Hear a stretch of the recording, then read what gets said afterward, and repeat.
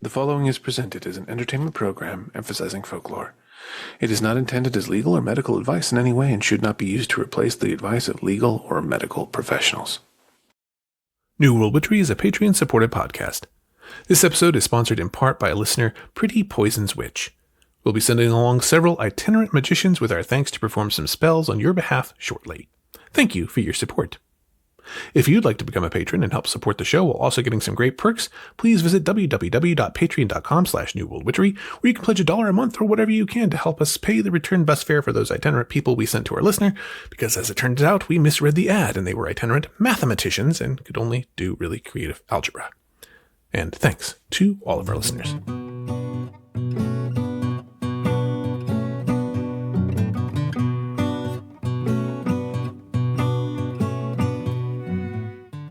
Are you looking for magic? Maybe magic that lives right where you do? If so, join us aboard our broomsticks and ride with us from the Atlantic to the Pacific, from the Yukon to the Yucatan, and find magic that's right outside your front door or just off of Route 66. Whether you're in the Windy City or the Crescent City, the city that never sleeps, or the city of brotherly love, we've got enchantment for you. I'm Corey. And I'm Lane, and this is New World Witchery. We're talking to Dr. Tabitha Stanmore about Cunning Folk and service magic this time.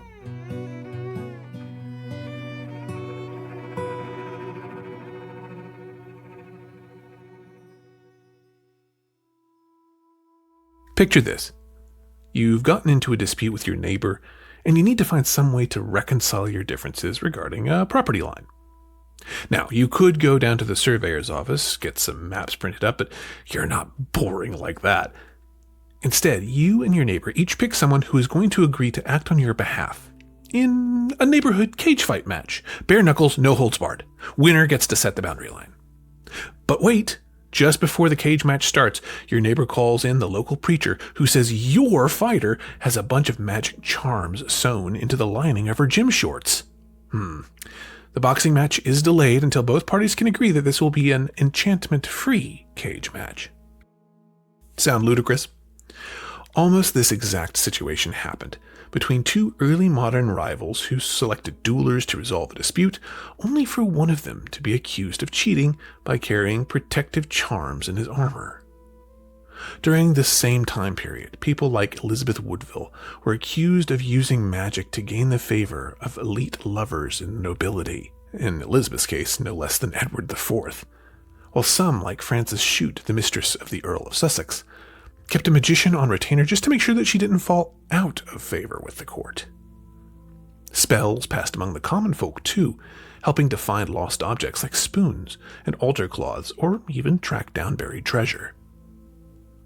When it comes to modern magic, we sometimes see debates around issues of ethics having to do with accepting money for spells, or even making sure the person receiving the spell is agreeing to have the spell done. And those modern sensibilities can come from very well-intentioned and valuable places, but historically, a great deal of spellcasting was done by what is known by historians and other academics as service magicians. Sometimes these spells were curing spells that supplemented or took the place of medical care in a society that had little professionalized medicine to offer much of its population. Sometimes these were spells designed to gain love, luck, treasure, or fame. Sometimes the spells were designed to kill a rival, or even an unwanted spouse. For the right price, which might be as little as a pat of butter and some good cloth, you could hire a cunning man or a cunning woman to provide the magic you needed. These were sometimes illicit hires, but often cunning folk operated relatively openly, with members of the clergy being some of the most prolific practitioners. To better understand this world of service magic, we took the time to sit down with historian and author Dr. Tabitha Stanmore. She recently published her book, Cunning Folk, which takes a look at the history of late medieval and early modern England and the cunning folk operating there at the time. Through her work, we got to meet dozens of astounding and a few nefarious magical practitioners, and we invited her to share some of their stories with us here on the show. Stay tuned.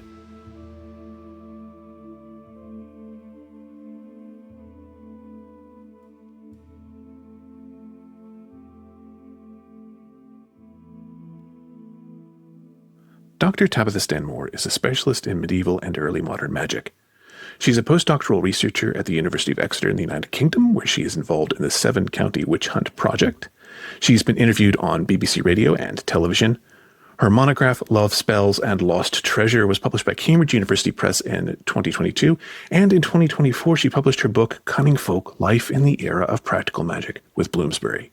The book examines the lives of English service magicians known as Cunning Folk, as well as their role in the social, economic, legal, and political world in which they found themselves. Dr. Tabitha Stanmore, welcome to New World Witchery. Hello, thank you very much for having me. Delighted to have you here. I'm very excited to talk to you about your book, but I kind of want to start us with sort of the context of the book. So your focus is on this medieval and early modern history period. Can you tell us a little bit about what life was like during those periods? Yeah, sure. In many ways, it was very similar to today, and in many, many other ways, it wasn't. So I guess I look at the period from about the 14th century to the 17th century. The medieval period, most people agree, sort of ended in the late 15th century, so the late 1400s. And yeah, in England especially, which is my main area of focus, before the 1530s, it was a Catholic country, largely Catholic country. And it was extremely religious. It was very hierarchical. And all of those kind of, I suppose, stereotypical images that you have of sort of quite simple, small villages and towns, reliance on very bad roads and sort of quite a difficult world to live in is all true. But it was also a place that was very sophisticated in many ways. This is the period where we were building incredible cathedrals and churches that sort of rose hundreds of feet into the sky. And one that also had a lot of forests and biodiversity and quite good connections between different towns, and the kind of spread of ideas was also very sort of lively during the medieval and early modern periods. So it's a time where people are quite vulnerable and it's quite difficult to survive sometimes, but it's also actually much more connected, I think, than we tend to imagine in our minds, as well as one that was obviously filled with lots and lots of magic. Mm-hmm. And I think it's fascinating because you mentioned this is, there are the kings and queens, the cathedrals, the church transitions. And I think a lot of people, when they're thinking about this historical period, that's oftentimes what we're sort of exposed to, is that sort of the big political movements of the time. But you chose to focus on Cunning Folk, who are not so widely known or not so widely celebrated. So what brought you to that? What made you want to focus on that as you did your studies? Yeah, I think great question. And I think it is because Cunning Folk, the study of magic actually does give you a much better view into normal everyday life than you would if you were just looking at the kings and queens. So as you say, when we look at the records, what we have is, the people who were really famous or wealthy, so they were able to have biographies preserved of them or be able to sort of write their own histories in stone. But when it comes to normal people and what they were getting up to, it's really hard to find evidence of that a lot of the time, and especially when you want to experience what their lives might have been like. But magic is a really good way of doing that because, as I say, it was a very important part of people's lives in the same way that religion was a big part of it and sort of farming was a big part of it. Magic was something that people resorted to solve lots of different everyday problems. And so by looking at that magic, we can find out more about normal people and their hopes and fears and desires. So I think that's what made me interested in it. It's just because I'm interested in people. But in the process, I discovered so much about old belief systems that I don't think get enough attention. So yeah, it's been a fascinating journey. And I mean, it's a wonderful book where you're kind of helping us to sort of see what that everyday experience would have been like. I know a lot of it, like you said, there's not a lot of textual evidence of that sort of everyday life of people, but you do manage to pull together things largely from legal histories where you do a good bit of like wonderful, masterful storytelling about the lives of these folks. I'm kind of curious, going into sort of the legal histories and other sources, what was that research process like? How did you do this research for Cunning Folk? Firstly, thank you. That's very nice to hear. And secondly, it is mostly based on legal records because it's one of the best surviving records that we have for normal people's lives. So, lawmakers, clerks, that kind of thing, they don't really have very much interest in people having a nice day. What tends to be preserved is when things go wrong. And so actually legal records are one of the best sources that we have surviving from the medieval and early modern periods. So they do make up the backbone of my research, which It has its own problems, especially because the kind of the practical magic that I'm looking at, the kind of the healing, the discovering lost and stolen goods, the love magic and that kind of thing, it probably wasn't very controversial to the people who were using it. So when I'm looking for examples of that, what I really want to find is the kind of the success stories or the everyday anecdotal use. But obviously that doesn't really get written down very often. So the legal records tend to be the ones where you can find examples of people using magic. And that comes in different forms. So sometimes it is that a cunning person is being prosecuted for using the magic, often in a kind of it being prosecuted for fraud as opposed to using magic itself. But also sometimes, for example, you'll find a record of a client of a cunning person saying, prosecuting a suspected thief. And they will say that, I think this person stole my cow, say, because I went to a cunning man and the cunning man told me that this was the thief. So those kinds of legal records, they give you such an interesting insight into people's lives. And sometimes you find examples of magic there as well. But another kind of record I used quite a lot was actually things like plays or entertainment literature, a bit like how historians in the future will probably go and watch various different sitcoms to discover something about our time period. Sometimes actually looking at things like Shakespeare, the magic that's recorded in there does actually map on quite clearly to life in the 17th century. So yeah, variety of different sources to use in this. I love that. And I love that you're drawing from some of these, what we might call popular sources, not in the sense of just, that people liked them a lot, but just in the sense that they were widespread and widely available or widely known. And it does make me kind of wonder what it will be like for historians in the future to try to dissect our beliefs through things like The Simpsons, but we'll get there. So I don't envy them. It's a lot of work. We have a lot of material, or a lot of culture, I guess, to parse. And you mentioned, this idea of using these legal records. And so much of this is centered on things like the lost goods, right? The stolen goods, things like that. And there's a very different attitude that comes through in your book about what material culture is like in this period of time, where like an altar cloth is worthy of an extensive investigation, recruiting. I think it was a priest who was also a cunning man to get involved with this legal case and sort of like fire some warning shots about this missing altar cloth or somebody's, family silver goes missing and things like that. And I feel like that was a very big surprise moment for me, sort of thinking about like, oh goodness, this wasn't a time period where people could just, pop down to the local department store and buy a new tablecloth, right? This is something that was often handed down for generations. I'm curious, did you have moments like that where you were really surprised by your own kind of modern sensibilities with relation to the people that you were reading about? So yes and no. Strangely, actually, the appreciation for, as you say, random everyday items. The spoons feature quite a lot in the book, just because so many people did seem to employ cunning folk to go and find their lost spoons, and that should have struck me as quite surprising, I suppose. It didn't, because, my own background, I grew up quite poor, and I completely got it, to be honest. I was like, if you do lose something, then it is going to be value and you're going to be experiencing that loss. And so, I think personally, sort of, it's a culture shock to me that people don't appreciate this stuff more than they possibly should. What did surprised me, I suppose, was actually when I started these studies in my undergrad years, so many years ago now, was just the very powerful foundation of belief that people must have had. I grew up in the UK mostly, and back then it was a very secular country in many ways, and it's very Christian in many ways. It's got lots of other religions, but it is still quite secular nowadays.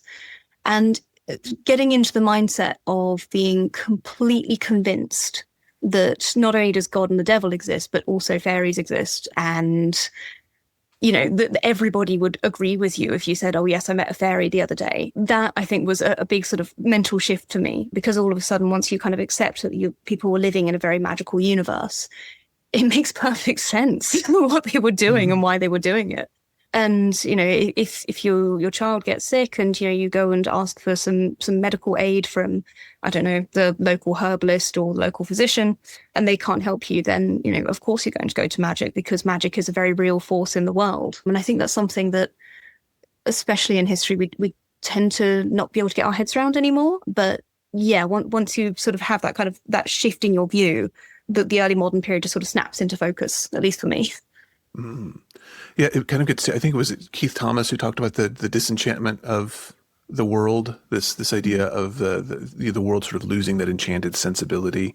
I mean, do you feel like, I don't feel like your book does this at all, but do you feel like the sort of intensive focus and study and sort of anthropological and historical examination of magic, does that contribute to that disenchantment at all, do you feel like? I think so. I think that the idea of the disenchantment, which I think you're absolutely right, Keith Thomas wrote about, and before that, I think it was a Max Weber idea.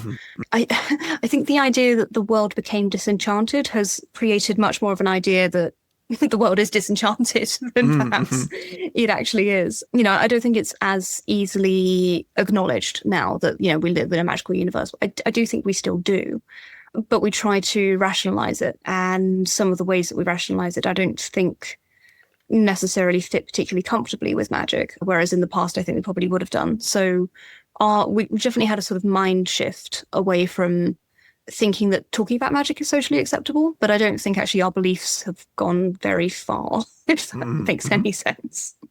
Oh, it certainly does. And I think we're definitely going to come back around to that, especially as we kind of talk about, there's some sections near the end of your book that are wonderful examples of how this is still so relevant to us today. But you make a really interesting point there that, you know, this is, you know, a very sort of dynamic and shifting sort of view on magic that we're talking about, this disenchantment. That is also happening, at least kind of from what I was seeing in your writing, that is happening in that sort of medieval to early modern period as people are sort of dealing with the schisms in the church, they're dealing with new political realities around them. I'm kind of curious, you know, what are some of these major shifts, these dynamics that are forcing Cunning Folk to respond, you know, in their sort of historical periods? What's going on in the kind of the world around them they have to deal with? Oh, so many things. So obviously this research is based off my PhD, and for some reason I decided it would be a good idea to look at a 300-year period. With hindsight, I don't know why my supervisor said that was okay. But yeah, I mean, obviously in 300 years, so much changes. And, you know, people living in 1650 would not have recognized the world that people in 1350 were living in. And I think it's quite easy to always look at the past that far back and think that it was all the same. But as you say, it definitely wasn't. So, yeah, I mean, people living in that period, they would have grappled with complaints within the Catholic Church, and then the sort of the Reformation and the Counter-Reformation. So that kind of like the fighting between Catholics and Protestants and the horrendous wars that resulted from that. As well as in England, you know, you've got the civil wars that happened in the 1640s, which is obviously towards the end of my period. But, you know, that leads to the abolition of the monarchy and the kind of establishment of a republic briefly. And, you know, you have the Ice Age in this period, which is a huge environmental change. You have famine sweeping across Europe, and you have the rise of the belief in malevolent witchcraft and the idea that, you know, the devil is somebody that you can actively sort of call on and make a pact with.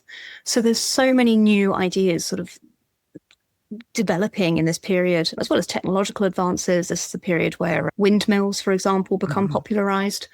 So there's so much that is changing. And people are trying to adapt to that. And you see that happen with magic, for sure, for certain. In some ways, it becomes a slightly darker story. When England was Catholic, for example, quite a few of the practices that people would later call magic would have been very sort of conventional Catholic practices. So, you know, appealing to saints, creating little figurines and then out of wax and then letting them melt, that kind of thing. That would have been completely normal things that your bishop or your local priest might recommend that you do. But when England switches over to Protestantism, then all of a sudden that becomes idolatry and possibly diabolism, because a lot of Protestant writers thought that, you know, the Pope was the literal Antichrist on earth. So that means that sort of conventional religion quickly overnight becomes persecuted as magic. And, you know, Cunning Folk are kind of grappling with this a lot of the time. And strangely, that doesn't mean that actually magic changes all that much, but people's responses to it does. So we still, you know, 150 years after the Reformation, people or Cunning Folk are still offering spells which are very Catholic based. But whereas before they would have potentially been seen as holy people, they would in the 17th century be seen as potentially working with the devil. And I think that sort of plays into that sort of tension between, oh, is this a cunning person or is this a witch, that you sometimes see in plays from the 17th century as well. So it's a very unstable period in many ways, but a fascinating one.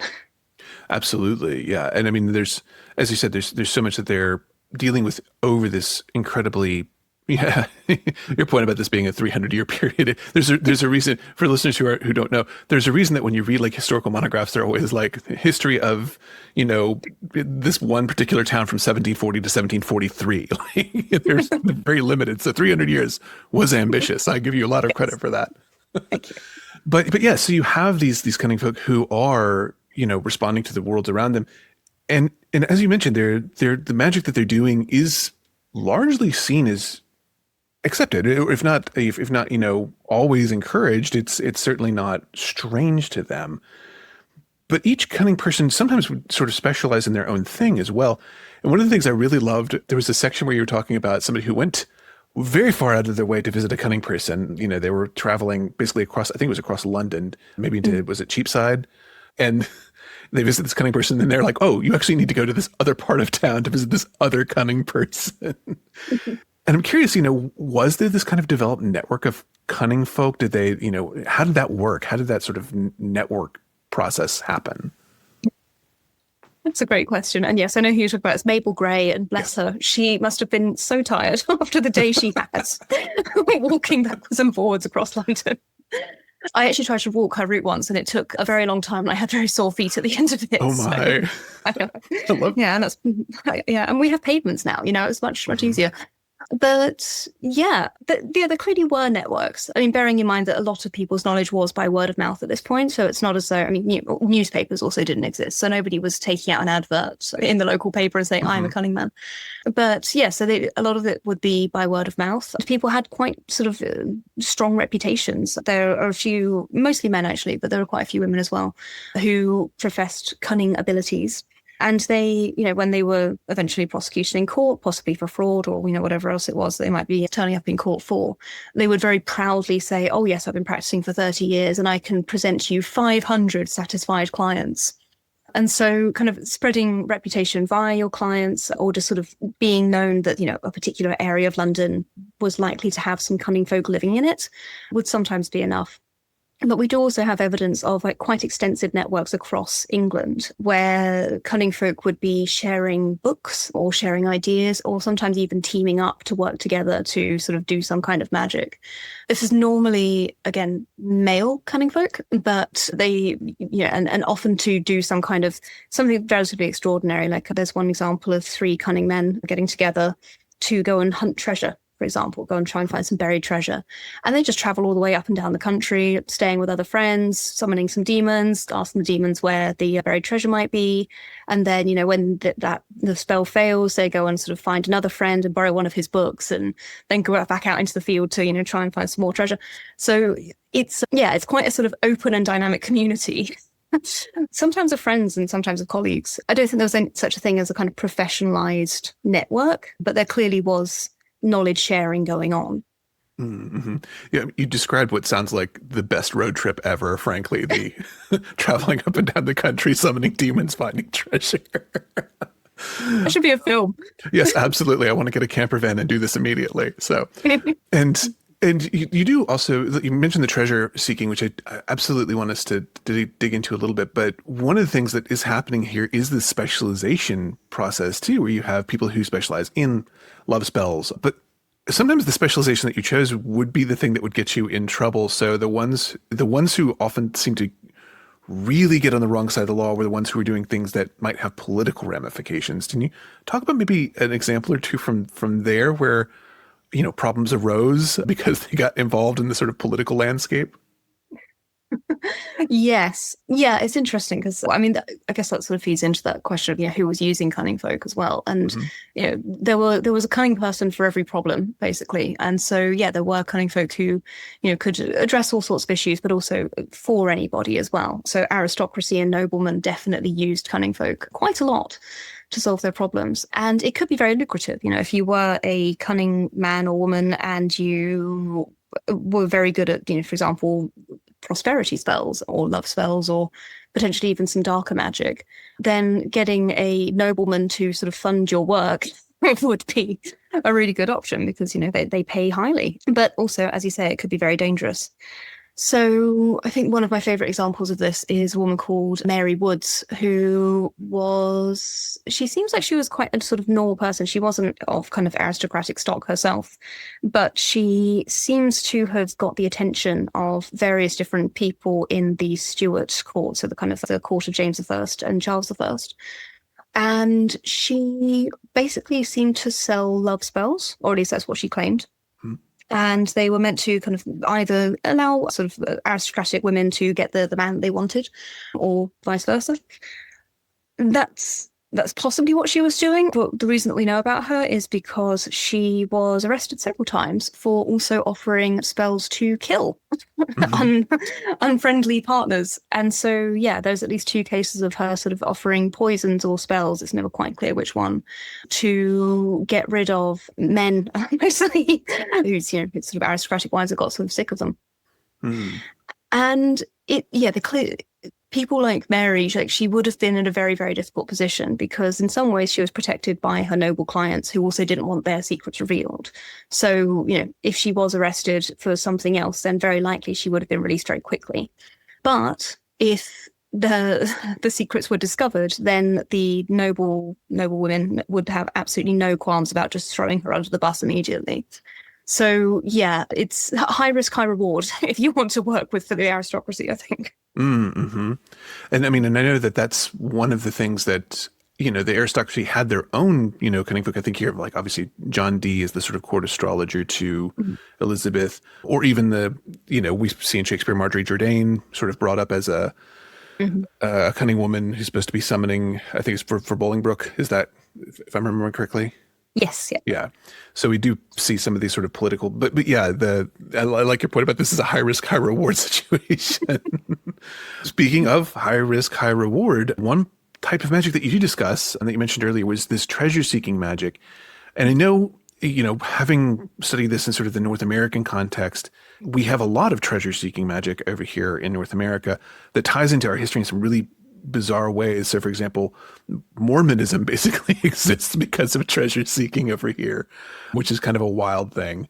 But one of the points that you made in your book that I thought was really fascinating was, one, there were actually treasures to be found in all parts of England just due to sort of the historical circumstances, but that there were also some considerations to be made about, like, if you did find sudden fortune, how would people think about that? So can you talk a little bit about how that was viewed at the time, whether you found sort of treasure through magical means or not?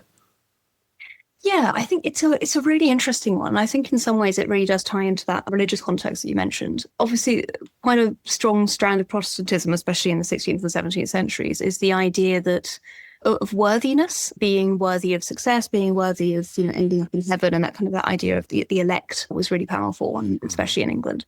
So, and that ties into the idea of hard work and industriousness, and then being wealthy as a result of that.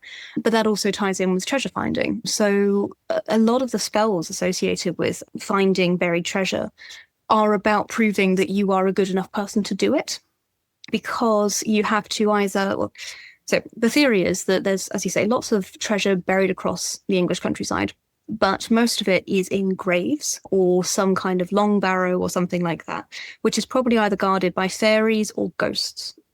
And the only way to get rid of a fairy or a ghost or a demon is to appease them and convince them that you're doing the right thing by stealing their treasure, or by summoning a higher power which can defeat them, which is normally an angel or potentially even God himself. So these treasure hunters, they were actually, they would engage in these really complex rituals before they started digging, which would involve ritual purification, fasting, going to confession, kind of making their souls as pure as possible so that when they dug into the earth, they wouldn't be attacked by the ghost or the demon or whoever it was that was guarding the treasure, because, the people were worthy of finding it. And yeah, it's slightly bizarre. And obviously those who were kind of watching from the outside often judged treasure hunters because, firstly, they often were committing trespass. There's actually one of the first anti-witchcraft laws in England from 1542 explicitly says that treasure hunting is out of bounds because people are running up and down the country and pulling down crosses at crossroads, because that's where people would, hide their treasure. And so it's basically vandalism. So yeah, most people I think would be, saying that this is a nightmare. Everybody should please stop doing this. But if you were actually a treasure hunter, you'd probably think that that you were worthy. At least if you were successful, you were worthy. If you weren't successful, then it's pretty clear that that you're not good enough and you don't deserve it. Boy, that's got to be a hit to the ego. if you go through all this purification, you still don't find treasure, you have to really question some things at that point. Yes, absolutely. Or maybe not. Maybe there was not as much self-reflection on that, but I don't know. They kept trying. Indeed, yes. Yeah, and I mean, the fact was, as you point out, there were people that were leaving, that were having to flee their homes after raids or invasions from other groups and things like that. So they might have left treasures in various spots. So it's possible they could find something, but which kind of gets us into this question of, nobody was becoming the Bill Gates or the Elon Musk of their generation by doing cunning magic, but it was a for-profit industry in many cases. So I'm wondering if you can kind of talk about what were the economics of being a cunning person like? How did people sort of think about wealth gained through magic generally at that time period? So I don't think anybody really had a problem. Well, okay, that's not true. Let's start that again. I don't think most people would have a problem with cunning folk making money out of what they did, so long as it was successful. If they were seen to be doing good on a day-to-day basis, then people generally didn't have a problem with paying for them. Often payment wouldn't necessarily be money. It could be just sort of payment in kind. So, for example, one cunning woman who helped heal a cursed cow was paid, I think, a pat of butter and a sort of length of cloth for her services. And, that sort of payment was very normal and was seen as, just kind of a fair remuneration for the services that were offered. The church did have a problem with this and had a problem with it from the 13th century onwards, because they argued that basically anybody who's doing good works should be able to do them for free. Mm. And if they weren't doing it for free, then that probably meant that they were frauds. Mm. So you do always have that tension between, is this a person who actually has this ability and are sort of doing it out of the goodness of their heart? Or are they charlatans who are just trying to make lots and lots of money? And I think you see that in the later period as well, the kind of the 16th and 17th centuries, where people are sort of debating this question. Because you do have some cunning folk who are very well established, they're very well known, and they are able to charge extraordinary amounts of money, sort of like £2 for a consultation, which is absurd. It's probably about, I don't know, £1,000 or something today for a single consultation. And that would just be seen as, avarice, basically, greed.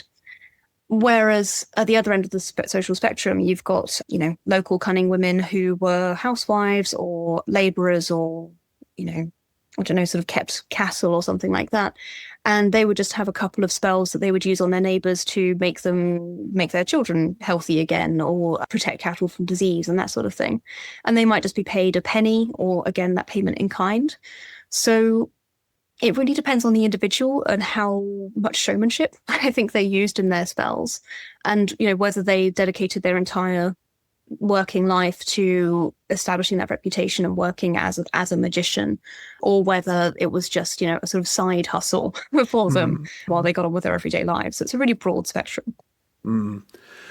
Yes. And I mean, it makes me think, there was a book I read several years back, I think it's by Ewan Cameron, who talks about, I think it's called Enchanted Europe, where he talks about these like letters going back and forth between different members of the church, trying to figure out, what do we do with people doing this kind of everyday magic? If they're charging money, we can kind of deride them, but a lot of people are just kind of doing this, and how do we respond to that? So I appreciate that you sort of unpack that a little bit here in the book.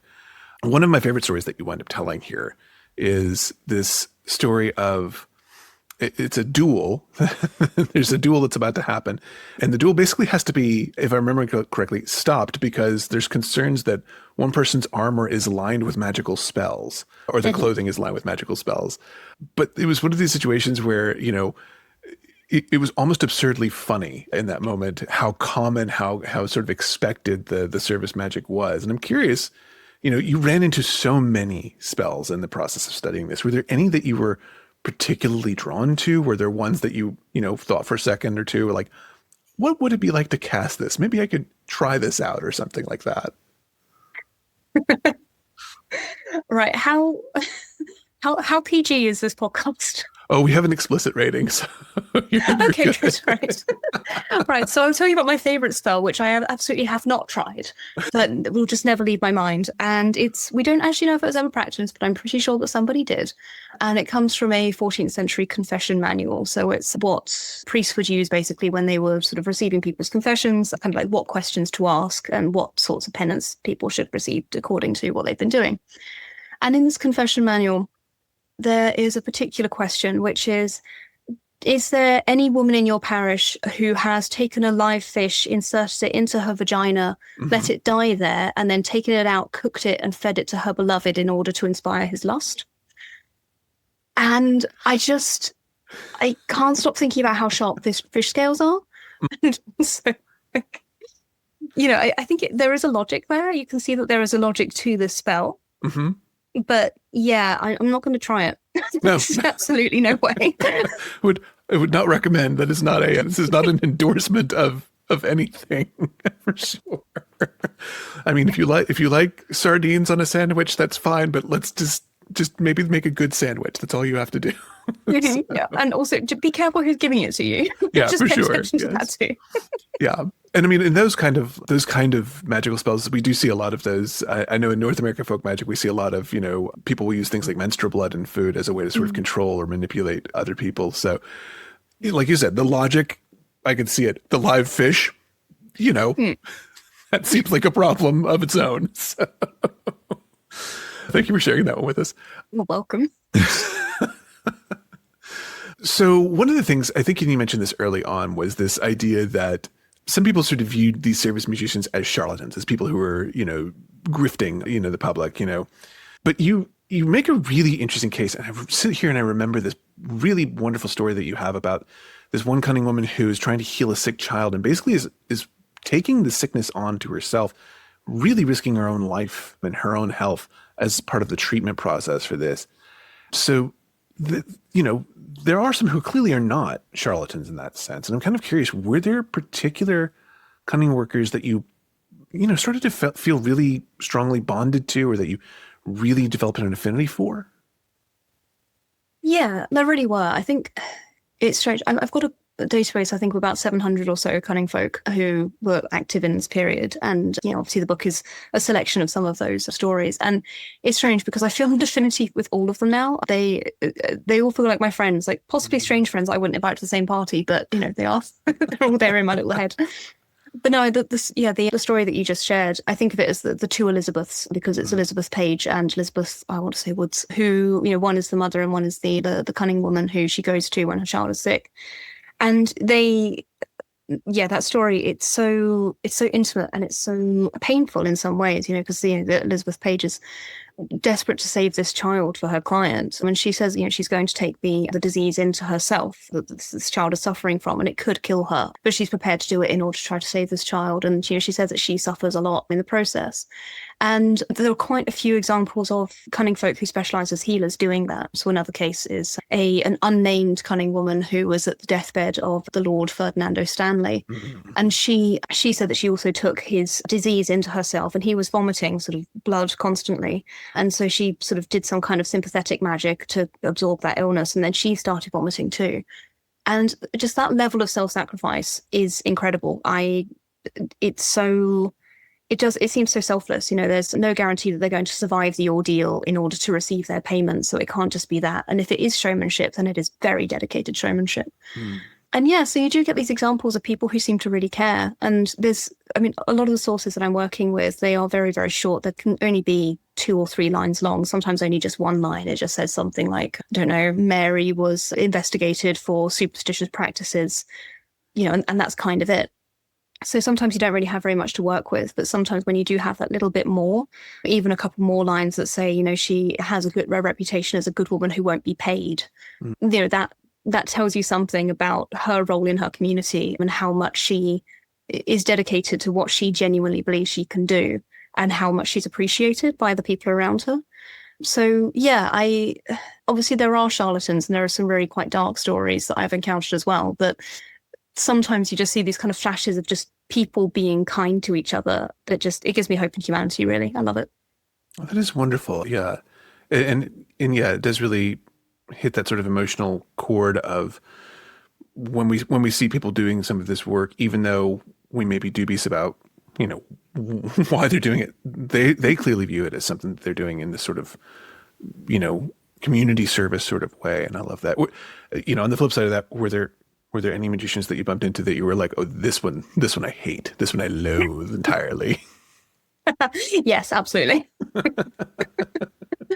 Yeah, so as I said, I mean, legal sources generally are hostile sources anyway, so you do tend to get some quite sort of negative portrayals coming through in those. But yeah, I think there's a guy called John Meare who, if I could meet him at a dinner party, he would definitely get a slap. He was a law student in London in the 16th century, I think. And he basically used his occult training for evil. So just a little bit of context. Men who went to go and train for the law would often sort of go to university for a couple of years, and they would sort of learn the basics of theology as part of their sort of university training. And then they would sort of go on to study law in the later years of their university degree. So anybody who had any kind of master's or doctorate or even BA would probably have gone through that original process of kind of learning theology. And so that meant you had a lot of young men who were able to understand how to perform exorcisms, for example. And so a lot of young men came up with the idea that if you could sort of get rid of a demon using a ritual, then maybe you could summon and control a demon using a ritual.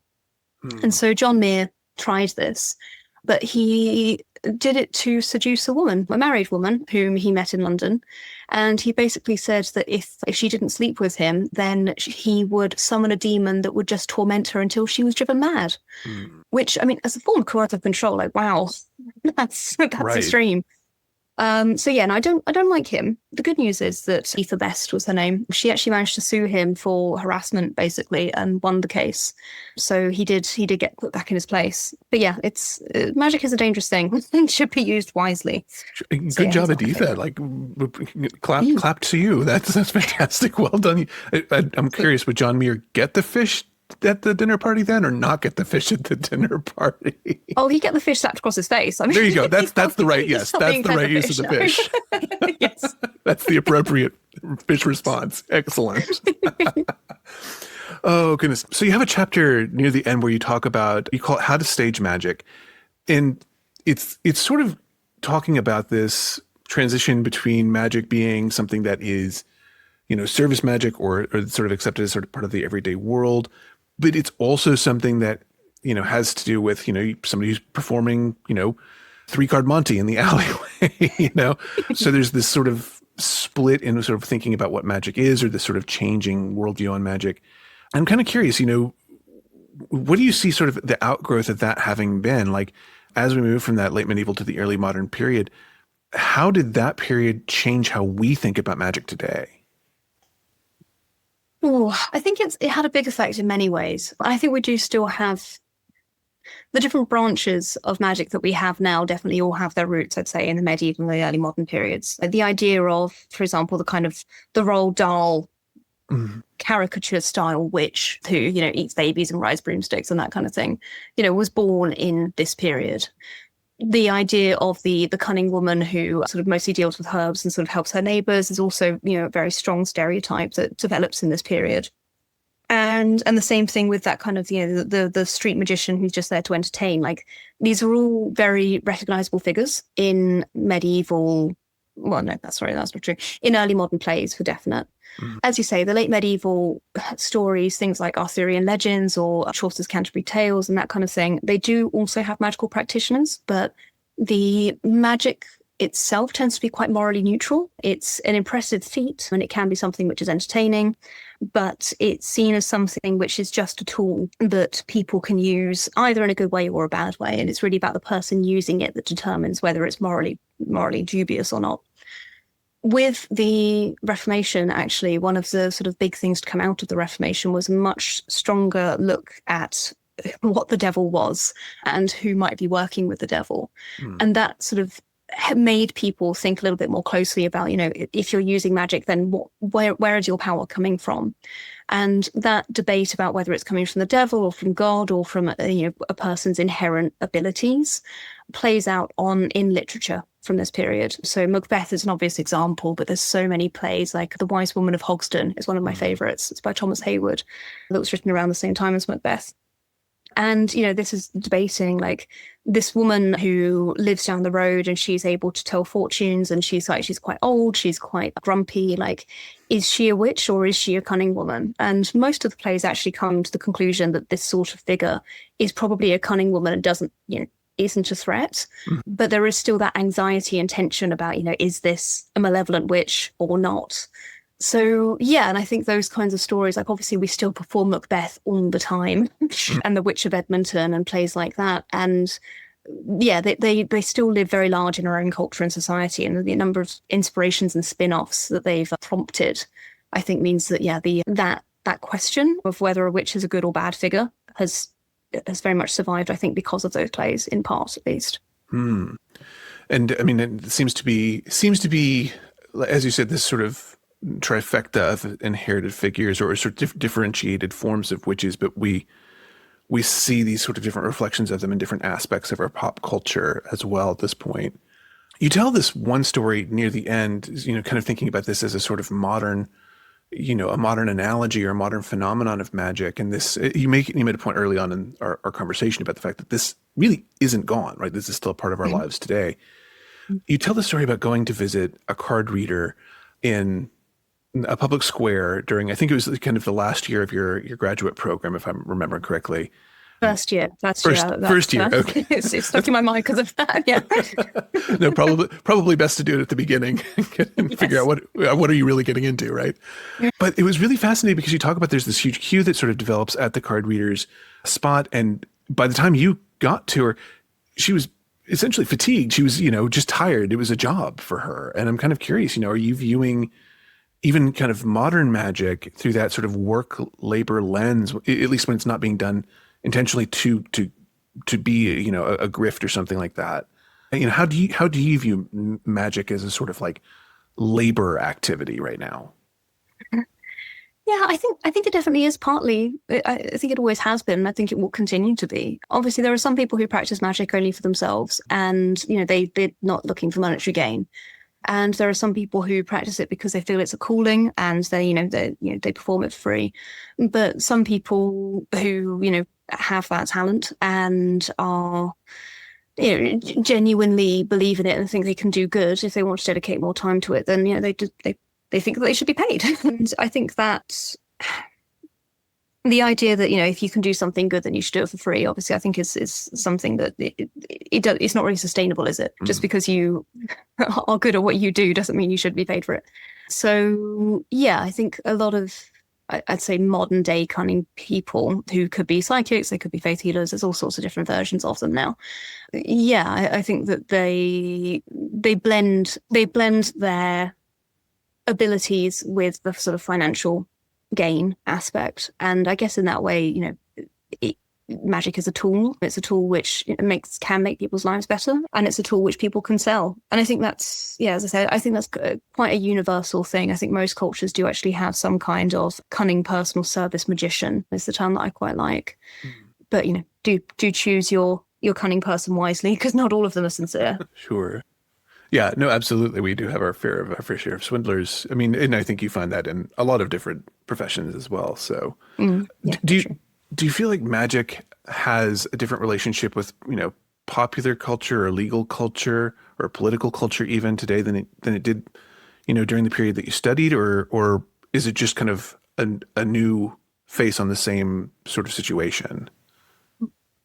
Yeah, I think it's definitely changed. And I think one of the reasons that we have this idea that there was a disenchantment of the world is because the legal culture around it has changed so much. Mm-hmm. So the anti-magic acts, they're normally called acts against witchcraft and conjurations from the early modern period, were all phrased in such a way that said, this is real, this is happening, and, it's not okay to summon demons, for example, or it's not okay to pull down crosses in order to find buried treasure. Like that kind of thing, it basically accepted that the activities that people were doing actually involved real effective magic. That changes in the 18th century. So I think 1736 is one of the final witchcraft acts that we have in the UK. And that changes the wording so that it basically becomes fraud to claim that you can do magic. So there's a kind of professional skepticism that comes into the law in the 18th century that means that you just can't be prosecuted for practicing magic anymore. All you can do is be prosecuted for fraudulent activity. And I think that does set the tone, especially for a lot of kind of elite ideas of magic, the idea that it doesn't actually exist and maybe we should be looking at it from a psychological point of view rather than the theological one, for example. So I think that has changed the way that we work with magic or think about magic in society in general. But the things that people still use magic for hasn't really changed at all. We still have prosperity spells that you can find on the internet. You can still buy love spells in bookshops over in the UK, and I'm sure you probably can in the US as well. And finding lost and stolen goods, I suppose, hasn't survived quite as well. But healing magic is definitely still a thing. And fortune telling is obviously a massive industry. And I was reading a few weeks ago that it's actually one of the only recession-proof industries because it actually, there is an increase in demand for fortune telling during recessions. So in that way, there's a very strong continuity in people's need for magic, at least. Absolutely. Yeah. And 100%, if people can't find their own live fish for their love spell, they can go on Etsy and find whatever they need. So for sure.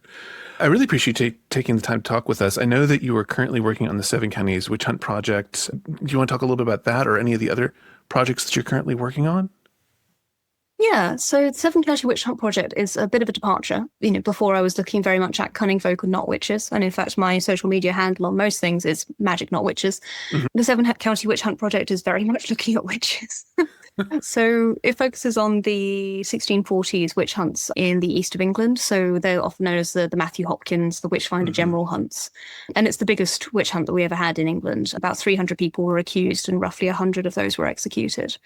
And although we know rough numbers, we know about Matthew Hopkins, we know about some of the accused, it's amazing how little we know about everybody else who was involved, and including most of the witches who were accused. So the project is basically trying to find out more about these people and kind of try to piece together their stories before they were labelled witch, and who their accusers were and why they were so motivated against their own neighbours, people that they'd lived with and sort of worked alongside for 30, 40, 50 years. And the project's actually coming to an end now. There's only a couple of months left. It's been going on for 3 years. So there's going to be quite a few articles off the back of that, and actually a mini podcast series. So, wonderful. Which I think, it should be fun. It's sharing some of mine and my supervisor, Marion Gibson's, sort of favourite stories from what we found. So that's, been quite good fun. That's wonderful. Please do, when that comes out, please, if you'll send me a link, I would love to share that with our listeners. I'm sure they would find that fascinating. Absolutely. Yeah, thank you. I'd be grateful. Yeah. And I know that Cunning Folk will be out in paperback probably by the time this airs. That should be out in paperback. So no one likes to be asked, but what's next after you've spent so long on one book? Are there any other writing projects that you're tackling, though, or are you kind of taking some time and mostly focusing on research work? Well, I'm hoping that actually the research that I'm doing at the moment into the 1640s trials will turn into a book. I'm especially focusing on Cambridgeshire at the moment, which is a very sort of, it's a fenland county. It's quite a specific and quite sort of uncanny environment. And some of the families that I've been looking into there are absolutely fascinating. So I'm hoping that a book called The Witches of the Fens or something similar to that will come out in future years, but early days yet. I mean, that title's fantastic. I love that. It's really, really good. Well, Dr. Tabitha Stanmore, thank you so much for chatting with us here on New World Witchery. We really appreciate you sharing the time to talk to us about Cunning Folk and your work. Well, thank you so much for having me. It's been great.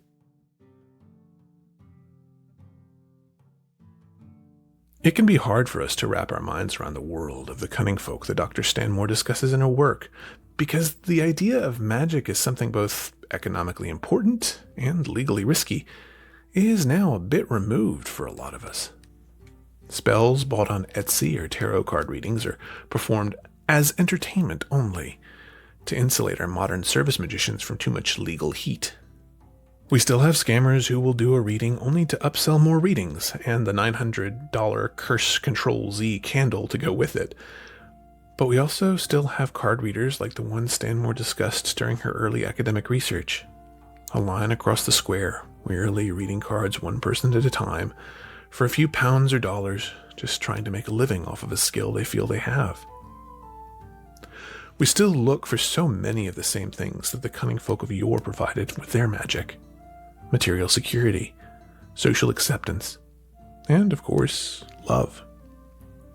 Perhaps we're not all that different from those folks who paid their pat of butter to find a good romantic match or keep their children healthy. Although I do hope we're being careful about pulling down roadside crosses and who we're targeting with our deadlier spells and watching just where we put our seafood before dinner. Our immense thanks to Dr. Stanmore for joining us this time around. We'll have links to her book and her website where you can find out more about her projects in our show notes. If you'd like to hear more episodes of this show or give feedback on the episode that you've just heard, you can do that at our website, newworldwitchery.com. You can also email us at compassandkey@gmail.com or newworldwitcherypodcast@gmail.com. You can interact with us over through our Spotify account. That's the place where we upload most of our shows, so it's a good place to provide feedback there. Usually we'll have polls that go up with our posts and things like that, so you can respond to those. You can leave comments there. You can share and leave ratings and things like that as well. We're very, very grateful for anybody who does choose to leave us ratings on Spotify or on Apple Podcasts. Both of those are hugely important to us. So if you feel the urge, please do feel free to do that. If you'd like to throw a little financial support our way, you can do that by going to patreon.com/newworldwitchery, where $1 a month or whatever you can afford gets you access to things like Discord server. We do a monthly book club. That's actually where we discovered Dr. Stanmore's book. We read that for one of our book clubs. So lots and lots of really, really fun stuff that we have there. So if you can join us there, we absolutely appreciate that. So thank you. And if you're interested in other aspects of folklore and things like that, you may be interested in checking out our sister podcast, which is Myth Taken, a Buffy the Vampire Slayer podcast, where we discuss all the episodes of Buffy the Vampire Slayer, but we also dig into some of the folklore and stuff like that goes along with those episodes as well. So feel free to check that out too. So I think that will about do it for us this time around. We're deeply, deeply grateful again to Dr. Stanmore for joining us and sharing her time. And we hope that you are having a good 2025. We're about halfway through it now, which is kind of amazing. And we hope that you have a great rest of your month. And we'll be back again soon with more New World Witchery. But until then, thanks for listening. Be well. New World Witchery is a production of New World Witchery Podcasts and is released under a Creative Commons Share and Share Alike license. The title and closing music for this episode is Woman Blues by Paul F. Guernos, licensed from AudioSocket.